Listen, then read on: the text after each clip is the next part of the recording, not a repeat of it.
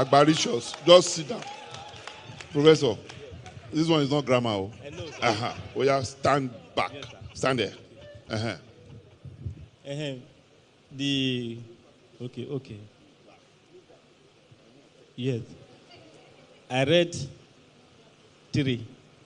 2. Okay. Let me. Okay, 1. Romans chapter 10, verse 9. It said that with the heart man believeth, and with the mouth confession is made unto salvation. They also read Romans chapter 10, verse 13. He said, whosoever shall call upon the name of the Lord shall be saved. Then this becomes a trigger in terms of application of it now. But the verse 14, he said, how then will you call upon him who you have not heard? And how then will you call upon him who you have not believed? And how then will you believe that you have not heard? And how will you hear when there is no a preacher? Then looking at these taxonomies or tripartite or trinitical verses, that gave me the latitude, the temerity, totipotency, the dunamis, and the polaris to go out for evangelism. Then,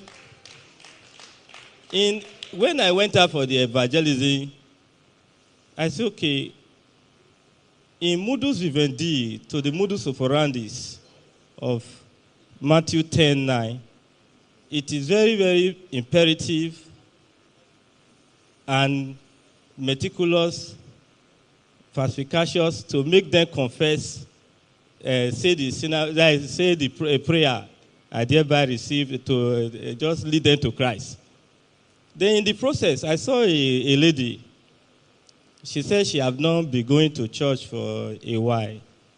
I told her that is a moral degraded delinquency. It is a height of absurdity and ridiculosity for a Christian, she says she have not gone to church. That she need to, her salvation need to recalibrate. She just has to come back to speed and walk in trajectory of going to. She cannot be centrifugal to the church, but rather she had to be centripetal.